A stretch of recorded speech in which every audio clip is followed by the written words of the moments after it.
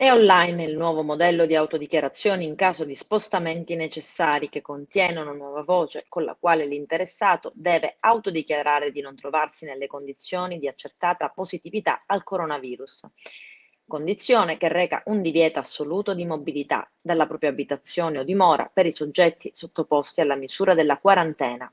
In poche parole, chi è fermato dalle forze dell'ordine deve dichiarare anche di non essere positivo o in quarantena. Nel modulo questa frase scritta in grassetto è sottolineato. L'obiettivo di questa integrazione è quello di rendere ancora più espliciti gli obblighi e le limitazioni cui sono soggetti gli spostamenti dei cittadini, nonché di tutelare il personale delle forze dell'ordine destinato ai controlli.